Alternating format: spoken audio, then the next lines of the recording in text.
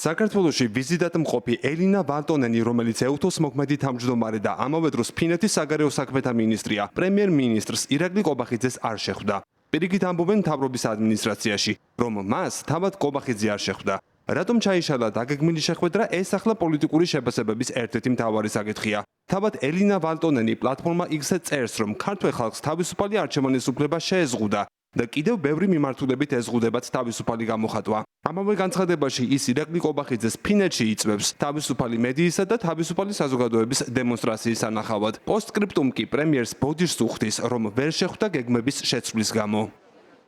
საქართველოს მომავალი მხოლოდ ქართველი ხალხის გადასაწყვეტია. იგივე ეხება ეუთოს ყველა მონაწილე ქვეყანას. იმისთვის, რომ ხალხმა შეძლოს ამ უფლების გამოყენება, მათ სიტყვის თავისუფლება და თავისუფალი და სამართლიანი არჩევნები სჭირდებათ, რათა სხვადასხვა პოლიტიკური ვარიანტებიდან არჩევანი გააკეთონ. ამ სულისკვეთებით, როგორც ეუთოს თავმჯდომარე და ამ დოკუმენტის ხელმოწერიდან 50 წლის შემდეგ, მე ფინეთში გიწვევთ, რათა შევხვდეთ თავისუფალ მედიას და თქვენთვის სასურველ ნებისმიერ დემონსტრაციას დააკვირდეთ. ბოდიშს კი ხდით, რომ თბილისში ჩვენი შეხვედრის გაუქმება გრაფიკის სრულების გამო მომიწია.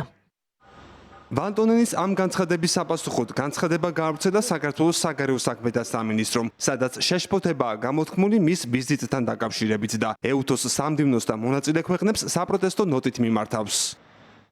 ეუთოს მოქმედი თავმჯდომარის განხორციელებული პროგრამის ფარგლებს მიღმა ანტისამთავრობო აქტივისტთა მცირე ჯგუფთან მისვლა და არალეგალურად რუსთაველის გამზირის გადაკეთვა. ასევე მინისტრ ვალტონენის მიერ გაკეთებული განცხადებები მიზნად ისახავს შეცდომაში შეიყვანოს საერთაშორისო საზოგადოება საქართველოში არსებული მდგომარეობის შესახებ.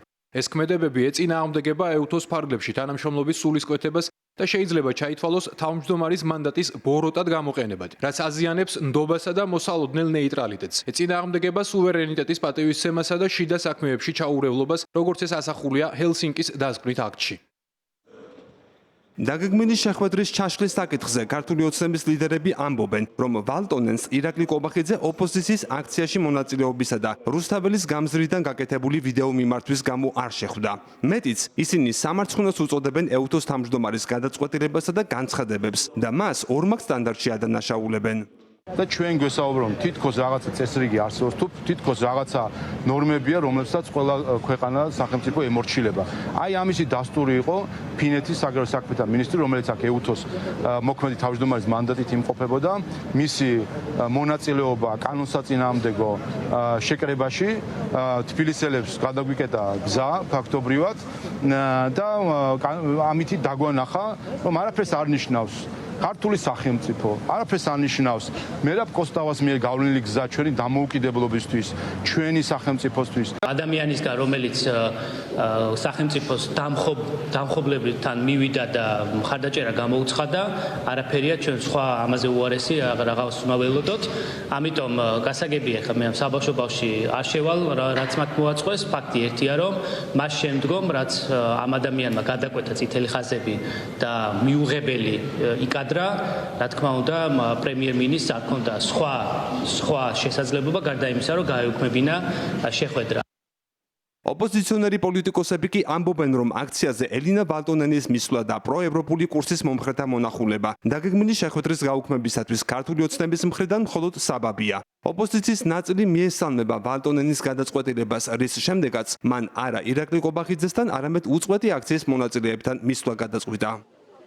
აქციაზე მისვლა, რომ ეს რაღაცა თითიდან გამოწვეული საბაბი იყო ფაქტია, თუ ეს მართლაც იყო მიზეზი, მაშინ რა თქმა უნდა ყობახიძეს შეეძლო საკუთარი პოზიცია პირისპირ დაეფიქსირებინა ამ შეხვედრაზე ბრიფინგზე საჯაროდ და ასე შემდეგ, მაგრამ ჩვენ უნდა გვესმოდეს, რომ ეს ყველაფერი ემსახურება იმას, რომ მათ უბრალოდ არ სურთ ჩვენი ევროპელი პარტნიორებისგან მოისმინოს სიმართლე, ამის არც განბედაობა აქვთ, არც პოლიტიკური ნება აქვთ და ეს ყველაფერი საერთო ჯამში ემსახურება მათ არჩეულ მიზანს, რომ მაქსიმალურად გააკეთონ ყველაფერი იმისთვის, რომ საქართველო მოაქციონ იზოლაციაში. როცა ევროპელი ხარ და ჩამოდიხარ ქვეყანაში, სადაც არსებობს ერთი ადამიანთა ჯგუფი, რომელსაც სურს დიქტატურის დამყარება და რომელიც რუსეთის რუპორებად არის, რუსეთის რუპორებად არის ქცეულები და მეორე მხარეს ყავს ხალხი, რომელიც დასავლეთისთვის და ევროკავშირის დროშა არის ერთ-ერთი სიმბოლო ამ აქციის, რა თქმა უნდა, თავზე უნდა მიხვიდე ეს მორალურადაც და პოლიტიკურადაც აბსოლუტურად გამართლებულია. ხა მარტო რუსეთის ასე ვთქვათ, აგენტურული ქსელი რომ მოინახულო, ეს ხო არ არის